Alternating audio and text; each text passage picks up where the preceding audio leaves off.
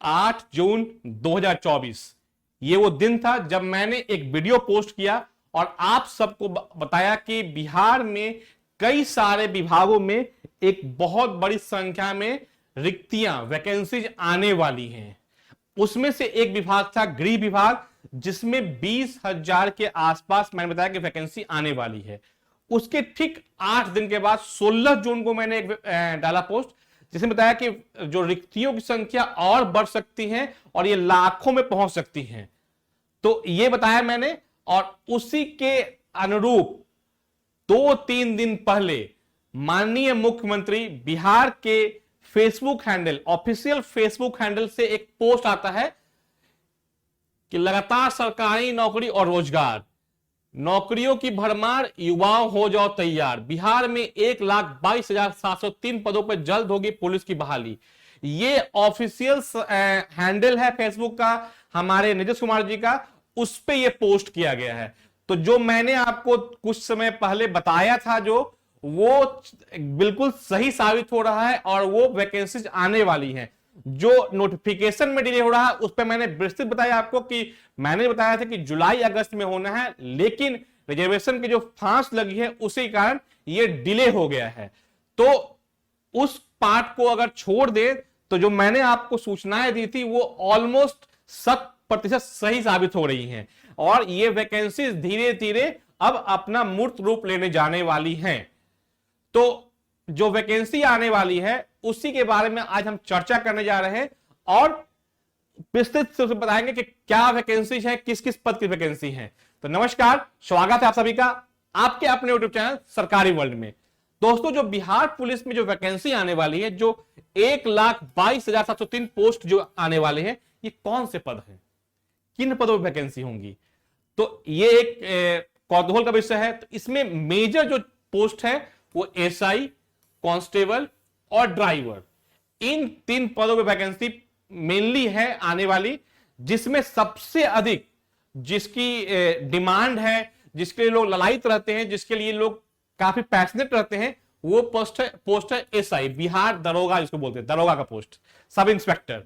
तो इस पद के लिए, सब इंस्पेक्टर के पद के लिए क्या है सिलेबस, क्या है क्राइटेरिया, और इन्हीं सभी विषय पे विस्तृत रूप से हम लोग आज करने वाले हैं चर्चा कि क्या पढ़ाई करें, कैसे तैयारी करें, क्या क्या उसमें क्राइटेरिया है, क्या आपको मिनिमम क्वालिफिकेशन होना चाहिए, क्या आपका फिजिकल आपका होना चाहिए, सब कुछ।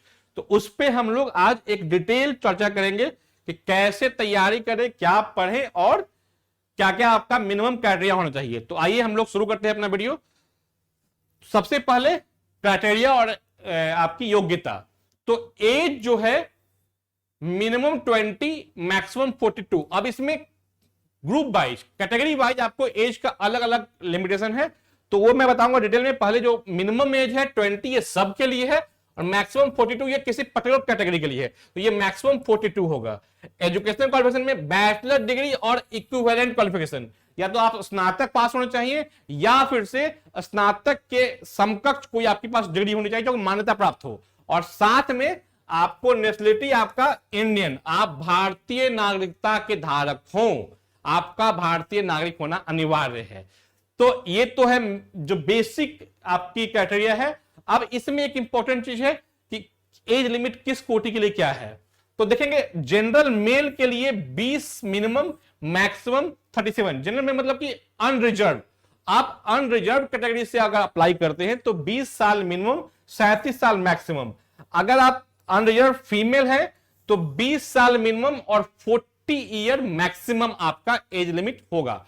उसी तरह से ओबीसी और ईबीसी मेल है तो 20 से 20, ओबीसी ईबीसी फीमेल है देन आपको 20 से 20। तो ये ओबीसी और ईबीसी मेल फीमेल दोनों के लिए 20 साल से 40 साल मिनिमम और मैक्सिमम क्राइटेरिया है। Again SC ST male female के लिए 20 साल से 42 साल, मतलब एससी एसटी में मेल या फीमेल है तो 20 साल मिनिमम, मैक्सिमम 42 साल, जो कि यहां पर बताया था। और अनरिजर्व के लिए 20 साल 37 साल मेल के लिए, फीमेल के लिए 20 साल 40 साल। तो ये क्राइटेरिया है एज लिमिट का, इसको नोट कर ले, देख ले, समझ ले। आप इसमें आते हैं देन आप इसके लिए, और इसमें आप देखिए बेसिकली बिहार दरोगा में एक और इंपॉर्टेंट है कि आपका फिजिकल स्टैंडर्ड, कि आपका फिजिकल स्टैंडर्ड क्या है, आपकी बिल्डअप क्या है। तो इसमें एक इंपॉर्टेंट हाइट है, पुरुषों के लिए चेस्ट है, महिलाओं के लिए वेट है। तो आप देखिए मिनिमम 165 सेंटीमीटर अनरिजर्व कैटेगरी में और बैकवर्ड क्लास में, इन दोनों बीसी में और अनरिजर्व में आपको 165 सेंटीमीटर आपकी हाइट मिनिमम रिक्वायर्ड है। उससे कम है देन आपके लिए परेशानी है।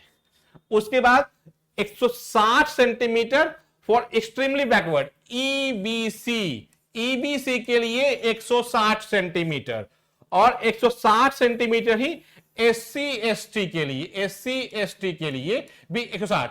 तो ये है, और महिलाओं के लिए है 155 सभी कैटेगरी के लिए, ऑल कैटेगरी के लिए 155 सेंटीमीटर। तो ये है महिलाओं के लिए। तो आप देख रहे हैं कि अनरिजर्व के लिए और बैकवर्ड के लिए 165, उसके बाद दूसरे और अदर कैटेगरी के लिए 160, मतलब ईबीसी और एससी एसटी के लिए, और महिलाओं के लिए 155। ये है आपका हाइट का मिनिमम क्राइटेरिया। अब आते हैं चेस्ट पे। तो जो मेल के, ये सिर्फ मेल कैंडिडेट के लिए है।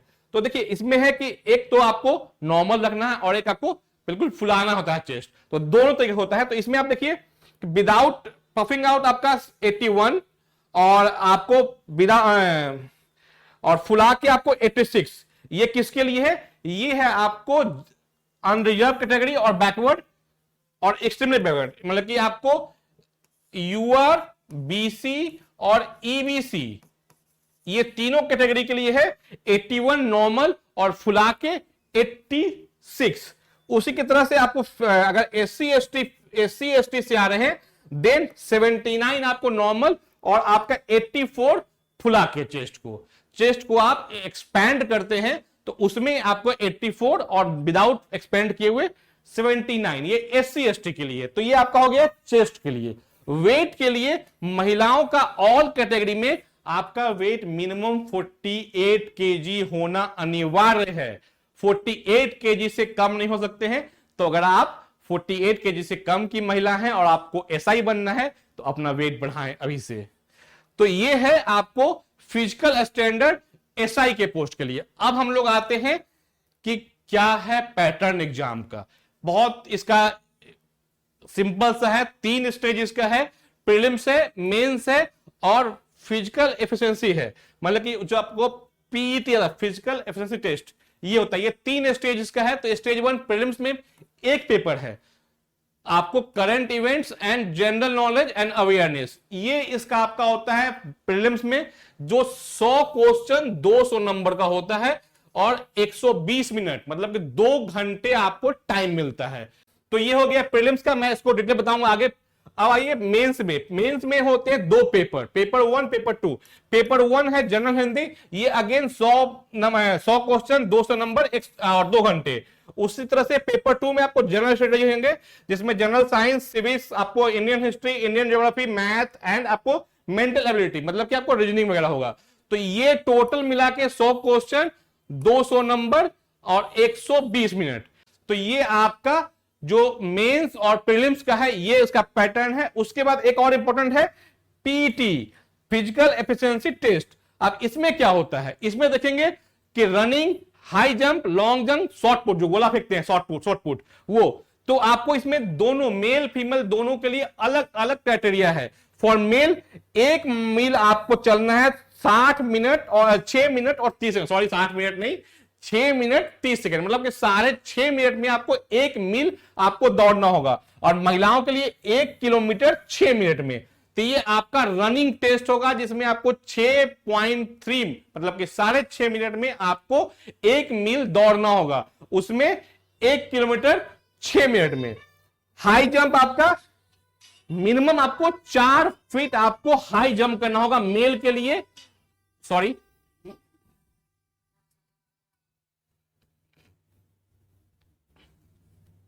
हाई जंप के लिए आपको मिनिमम 4 फीट मेल और 3 फीट फीमेल, इनको जंप करना होगा अपना हाई जंप क्वालिफाई करने के लिए। उसी तरह से लॉन्ग जंप में आपको मिनिमम 12 फीट मेल के लिए, मिनिमम 9 फीट फीमेल के लिए, ये आपको रिक्वायर होगा मेल और फीमेल के लिए लॉन्ग जंप में। इसी तरह से आपको शॉर्ट पुट मतलब जो गोला फेंकते हैं वो, तो इसमें आपको 16 पाउंड का वेट आपको 16 फीट तक फेंकना होगा एज ए मेल पर्सन। अगर आप मेल कैंडिडेट हैं तो 16 पाउंड का आपको शॉर्ट पुट को 16 फीट तक दूर फेंकना होगा। उसी तरह से फीमेल में 12 पाउंड का आपको 10 फीट तक फेंकना होगा। एज ए फीमेल कैंडिडेट आपको 12 पाउंड का 10 फीट की दूरी तक शॉर्ट पुट को फेंकना होगा। तो ये आपका पैटर्न है एग्जाम का। अब इसको डिटेल में जानने के लिए हम लोग आगे बढ़ेंगे कि कैसे करें पास प्रीलिम्स, क्या पढ़ें उसमें किस तरह के क्वेश्चन आते हैं और कैसे होगा मेंस। तो ये प्रीलिम्स एग्जाम्स का जो सिलेबस है मैंने आपको सर ने बताया है कि प्रीलिम्स में क्या क्या आते हैं। प्रीलिम्स में देखिए कुल 9 पॉइंट है बेसिकली।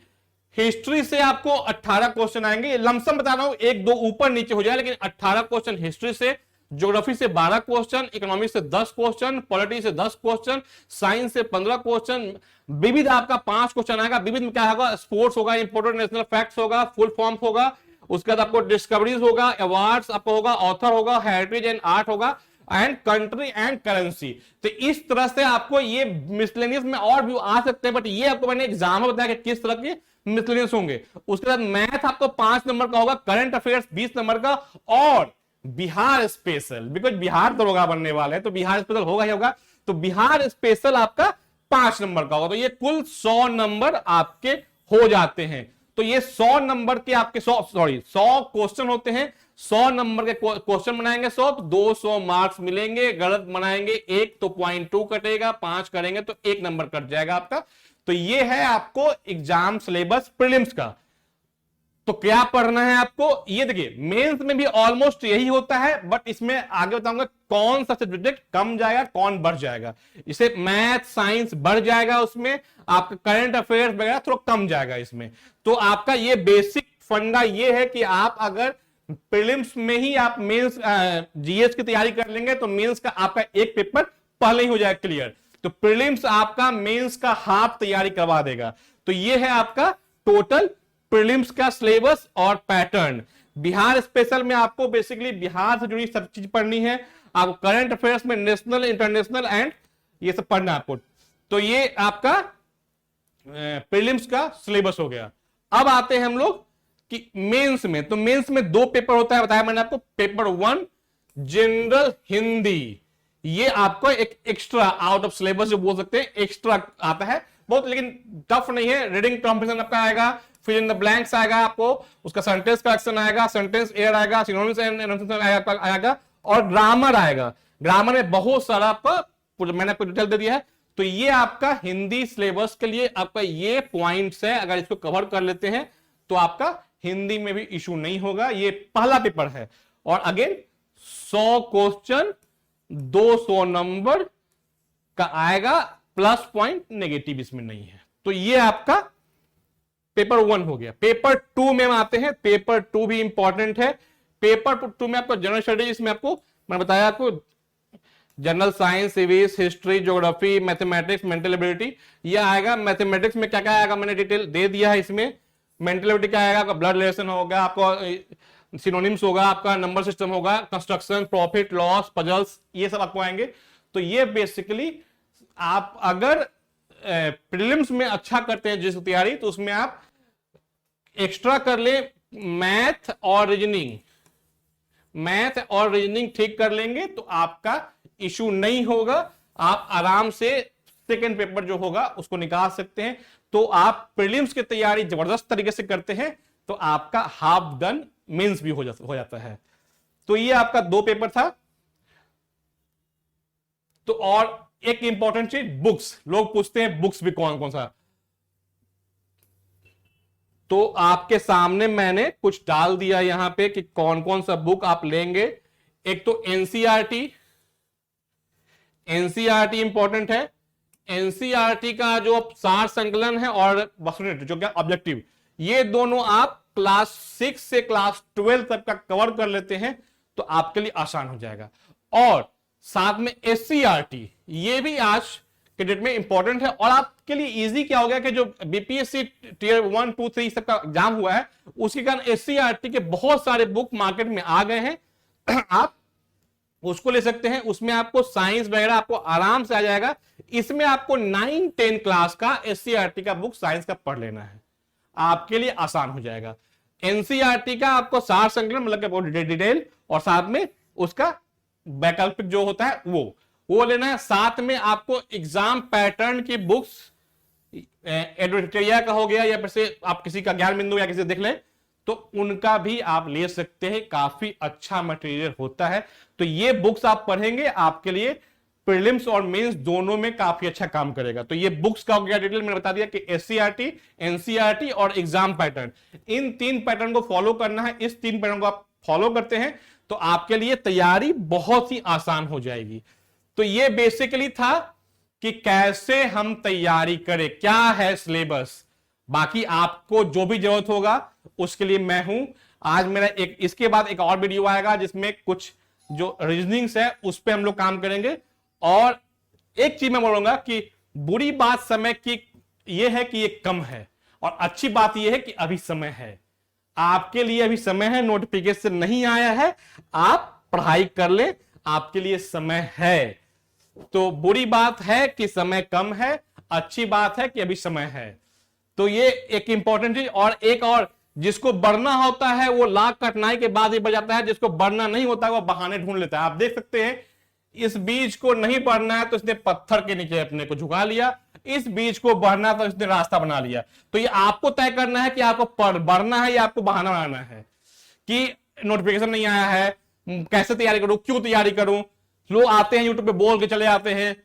तो जिनको लगता है कि वो बहाने से काम चल जाएगा तो फाइन, लेकिन जिनको बढ़ना है आगे वो इन बहानों को छोड़ दे। नोटिफिकेशन आएगी जब सीएम के ऑफिशियल फेसबुक हैंडल से आपको आ रहा न्यूज की नौकरियां आने वाली हैं, तो फिर उनको अगले साल चुनाव में जाना है तो ये फेक न्यूज नहीं है।